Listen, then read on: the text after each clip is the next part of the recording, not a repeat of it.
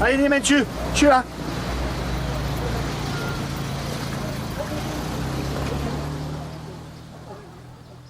Saddam Hussein now faces trial for crimes against his own people and neighbours.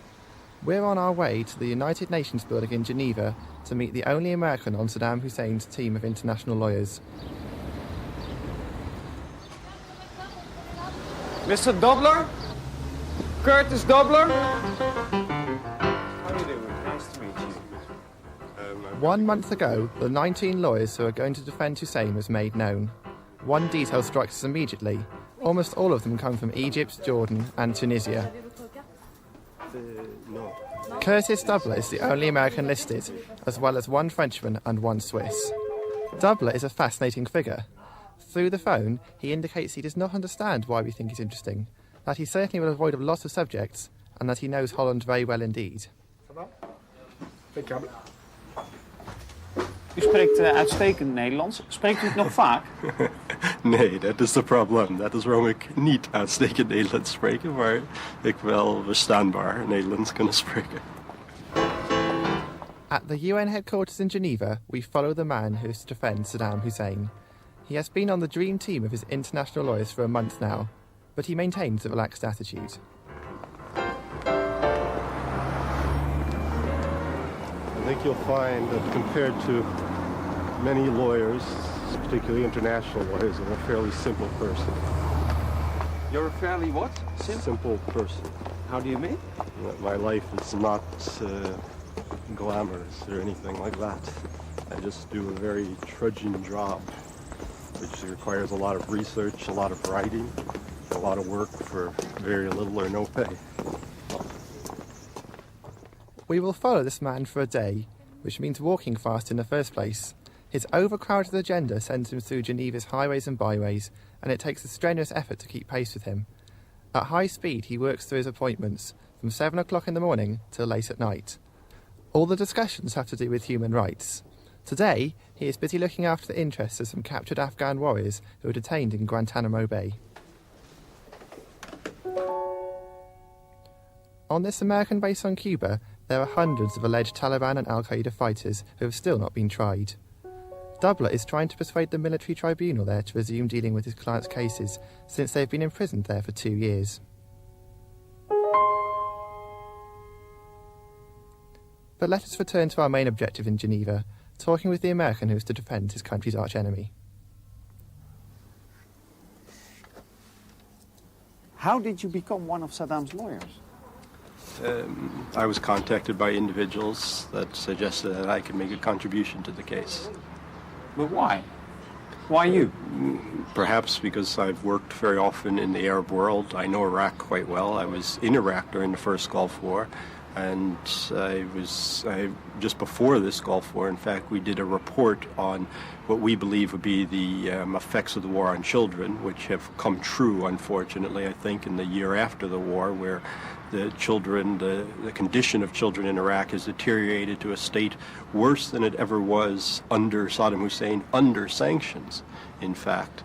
And I think that people saw that I was somebody who had a long-standing interest in that area, and I have a expertise in international human rights law, which is always important to any type of criminal proceedings.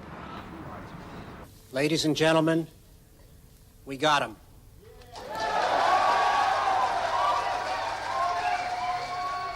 Hussein was arrested on December 14th, 2003.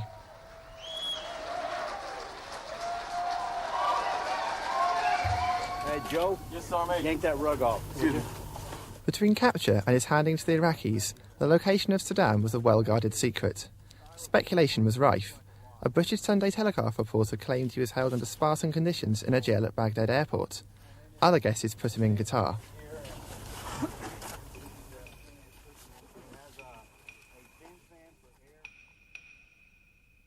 Do you think that execution should be an option?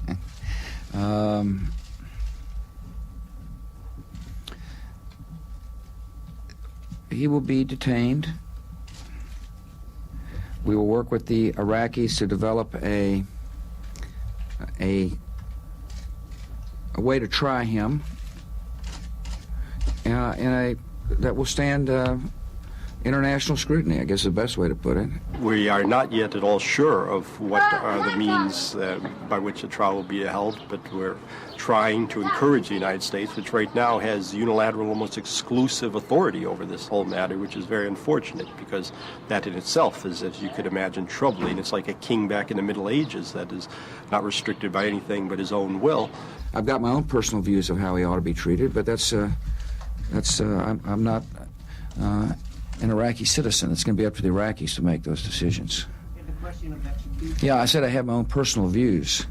We are trying to encourage them to meet these standards, which, as I said, we have put forward that the minimum standard should be that it is held, if possible, in a neutral place, but certainly with, even if in Iraq, with judges that are independent and impartial, will be able to decide on the law and not merely on grudges they hold against somebody for political activities.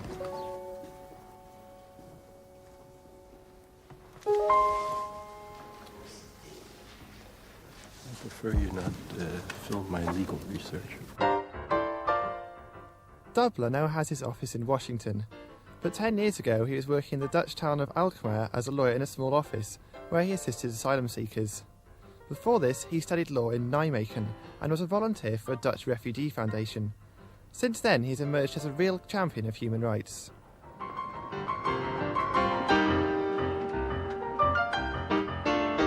Als ik moet kiezen, ik zal niet mensenrecht oefenen. Maar ik doe het omdat ik denk het nodig is. Als je niet de basisrechten van de mensen kan respecteren, dan het maakt niet zoveel uit. Als je de kleine rechten respecteert, zoals commercieel recht, auteursrecht en die soort dingen. Als de mensen niet eens kunnen eten, niet goed verhuizing heeft, niet in leven kunnen blijven, dan die soort dingen zijn niet echt belangrijk. Okay, I look forward to talking to you. You too. Bye-bye. So did you get what you were looking for? I never get all the answers I'm looking for because I wouldn't have to look so often. But I did some research. I got some information that will be valuable. But legal research is not something where you find usually a sort of golden coin. It's instead finding pennies and accruing enough pennies that you have something valuable after time. On his way to the next meeting, the Red Cross headquarters. As far as I'm aware, they have not done a medical examination of him. They have just had visual and oral contact, spoken with him.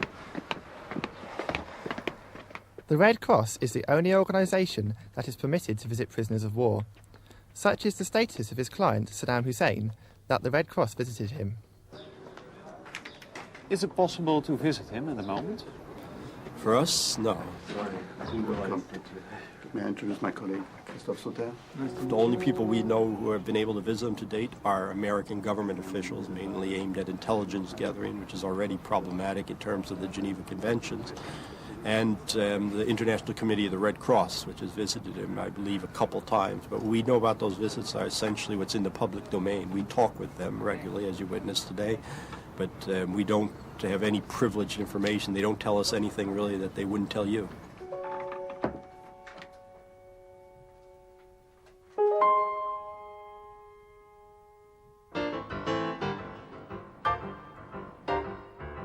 Often I choose my clients by going and looking for people that are in vulnerable situations. I've spent more than 5 years. And is Hussein in a position like this? Is he vulnerable? Yes, I think very much so. He is a prisoner, which first of all is almost a prima facie vulnerability. When you are a prisoner, you are under a almost unlimited authority of some individual, particularly in this instance where the detaining power believes that they don't have to respect the rule of law. That's a very troubling circumstance.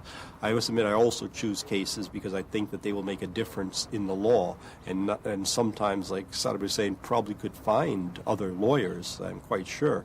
And as you know, we have many lawyers on it, but I think it's very important that the rule of law, particularly the rule of international human rights and humanitarian law, is emphasized in this case and respected, because if it's not in this case, you can imagine how it will be treated in cases of individuals much more vulnerable who don't get the type of coverage that this case got. It will send the wrong message.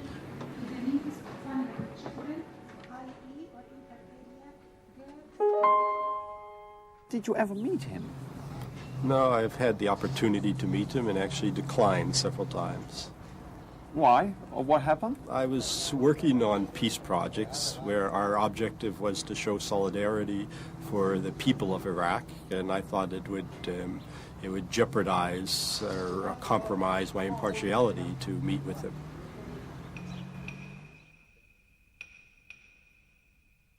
This is a remarkable phenomenon.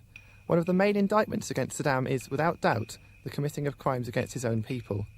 In 1988, part of the Kurdish population of North Iraq underwent an attack with poison gas. In the past, Curtis Doubbler has spoken out for the rights of the Kurds. Of all people, he is now the one protecting the rights of the man held accountable for these crimes.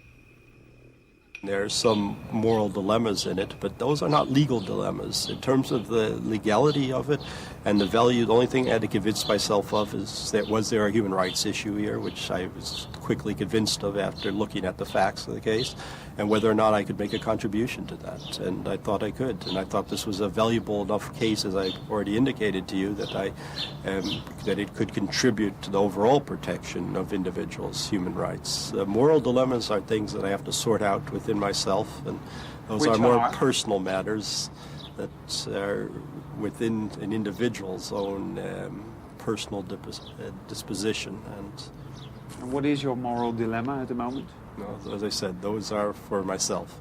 I think for me to explain my moral dilemmas would take much longer than we have today here, and you still might not understand them because you have a different perspective on values and morals than I do, I'm sure. Maybe you can give it a try. I'd rather not.